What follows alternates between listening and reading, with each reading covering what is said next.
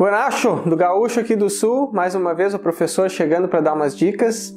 Gente, eu quero falar no post de agora sobre as dores do pescoço, complicações, alguns exemplos de tratamento, mas apenas orais, e principalmente, quero falar de coisas que não são usualmente faladas em clínicas médicas, em terapias, e eu quero ver se vocês gostam do meu raciocínio.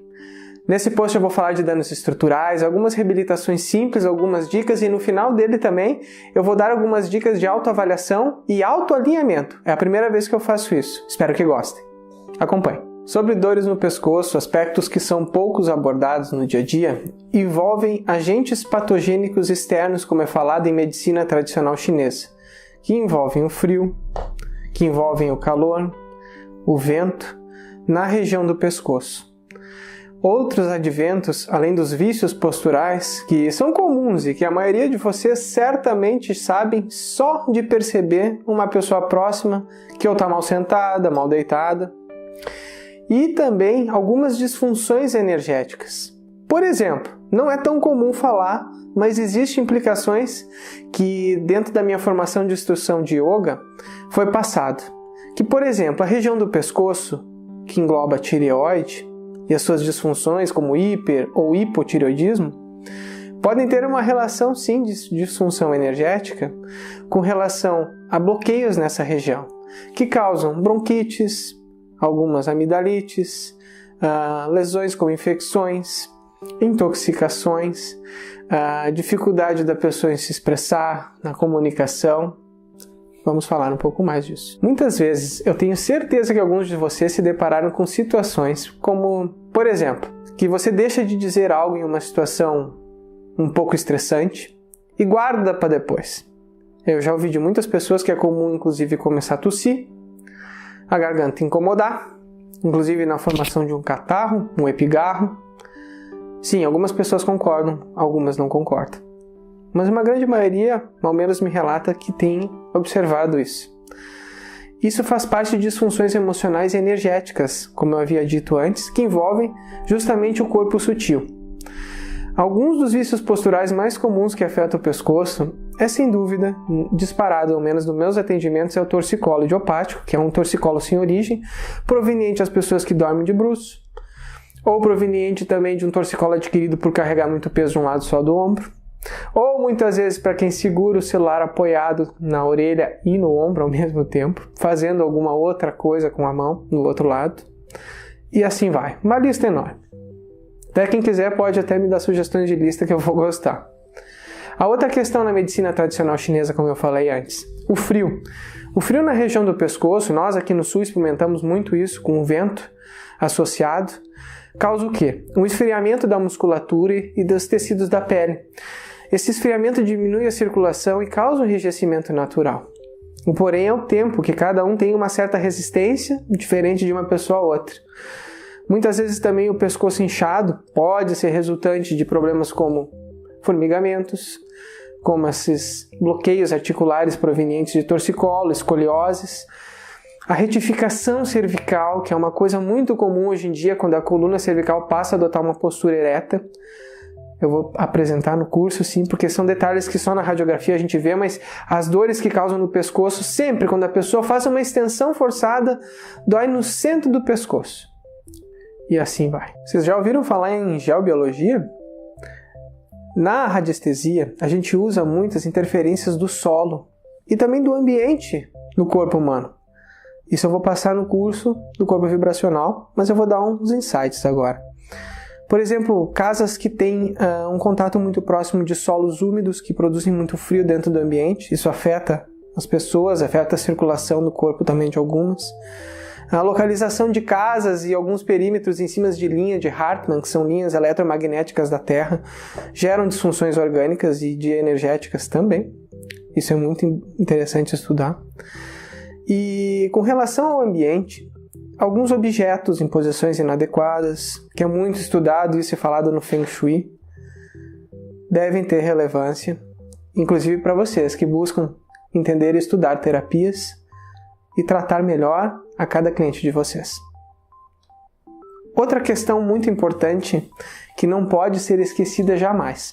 Os reflexos cardíacos e cardíacos, respiratórios também juntos, provenientes do torcicolo, porque a cervical alta, que é a região entre a nuca e o pescoço, elas são enriquecidas de prolongamentos nervosos que vão na borda lateral e transversal, que preenche tanto o pulmão internamente e o coração.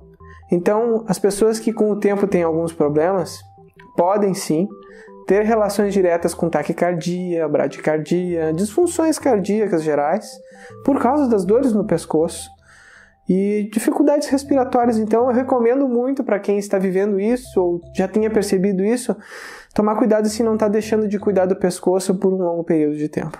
Então, para que a gente não tome muito tempo, porque o assunto é longo, eu preciso muito que vocês adotem a partir de agora, aos estudantes e aos terapeutas, uma via dupla de avaliação para o pescoço sempre. A via funcional, os danos funcionais e danos estruturais. Os danos funcionais. Os primeiros danos funcionais que nós adquirimos são todos em função dos hábitos incorretos, do desleixo ao caso do nosso próprio corpo, as posturas incorretas, atividade ocupacional inadequada ou de esforços repetitivos, como a gente já falou há muito tempo, LER, DORT, distúrbios osteomusculares relacionados ao trabalho e uma lista um pouco maior. Agora, os danos estruturais, eles são danos ao corpo diretamente relacionados com o tempo ou não. Então esses danos estruturais têm que ser avaliados sim com um profissional, mas muitas vezes nós já entendemos ele pelas limitações que o corpo impõe.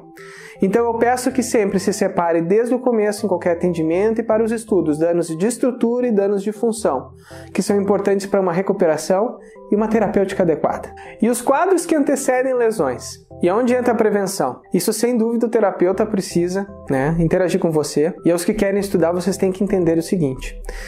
Toda a prevenção ela vem antes de qualquer lesão. Mas quando existe uma lesão, você vai prevenir o avanço dela. Então, o conjunto de exames associados à avaliação, os exames neurológicos, os testes ortopédicos que podem ser efetuados, algumas pesquisas a mais na internet, acompanhadas do que você pôde avaliar durante o seu atendimento, são fundamentais para que você consiga entender a solução mais rápida, evitando assim que as lesões aumentem, prevenindo quadros de curto ou de longo alcance e as lesões associadas. Segue um aviso importante para quem quer e precisa muito um tratamento com apoio médico ou de um terapeuta. Primeiro, exclua toda a possibilidade que existe de existir disfunções emocionais ou energéticas. Como é que tu vai saber disso, né? Boa, eu falo sem explicar. Disfunções emocionais, tá? Todas as que envolvem a dificuldade de comunicação, habilidades com dificuldades de criatividade, relações que estão diretamente relacionadas com o chakra laríngeo ou com a região do pescoço. Tem alguns detalhes no post para você, eu gostaria que você visse isso. Por que é tão importante você excluir os quadros de disfunções energéticas, emocionais e mentais? Porque se você procurar um terapeuta, ou se você for estudar esses assuntos, essas disfunções elas não estão hoje dentro de um alcance que possa ser avaliado qualitativamente ou quantitativamente, pois entra justamente na questão sutil, no campo espiritual e que, concordem em grande parte, é muito difícil de ter uma certa precisão. E também baseado nisso, as dicas que estão no post têm uma série de outras observações. Eu quero que vocês leiam para que vocês possam ter uma dimensão maior de tudo que eu quis passar aqui. E não se esqueçam, todos os tratamentos e soluções envolvem a autoavaliação e também, principalmente, terapias de confiança, ou as que você já fez ou procurando através de alguém que você conheça. Acompanhe então algumas dicas de autoalinhamento que eu vou ensinar agora. Uma dica caseira para você procurar fazer em casa, inclusive até para você medir os resultados. Observe o que eu vou fazer. Você fica sentado, você vai utilizar apenas um braço primeiro, apoiando a cabeça, e você vai empurrar a cabeça na direção do braço. Você tem que fazer isso em 4 eixos principais, anterior ou para frente, para trás e as laterais. Observe o que eu vou fazer e se ouvir algum barulho durante o procedimento, são cavitações dos ossos da minha coluna cervical e estão liberando as tensões do pescoço. Olhe como se faz. Primeiro passo, apoie acima da orelha o seu punho. Segundo, você vai empurrar a cabeça em direção da sua mão. Você vai fazer esse movimento por alguns segundos e relaxar. Faça 3 vezes. em cada lado. E relaxe. Depois para o outro. Mesma coisa.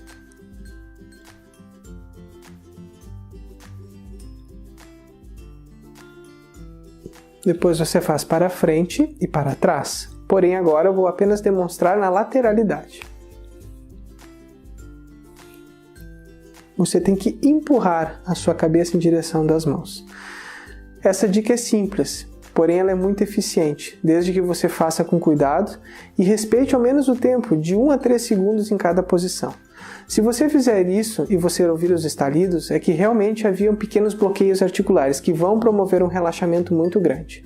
Se você deseja um relaxamento mais profundo, você deve segurar a inclinação da sua cabeça sobre a mão por no máximo 15 segundos, ininterruptos. Você talvez sinta um pouquinho lá atrás na sua coluna, na região interescapular. Você faz isso tanto para o lado direito, quanto para o seu lado esquerdo, que no caso, na demonstração do vídeo, eu estou invertendo pela colocação que eu estou, você vai ver diferente. E tanto da parte anterior, que você pode fazer com as duas mãos, e a parte posterior também. Experimente. Pode depois também me comentar e me pedir algumas informações sobre isso. Vai estar incluído na videoaula dentro da análise e cuidados da região do pescoço do módulo físico. Muito obrigado, acompanhe nosso canal, mantenham-se atualizados, curtindo a página do Face para quem estiver junto com a gente. E aqui embaixo, comentem o post para que a gente possa continuar trabalhando. Muito obrigado, até logo. Mas bate, gauchada maluca, nós estamos no dia mais gelado do ano! E eu vim fazer um post muito sério relativo às complicações de dores no pescoço. Eu vou usar isso.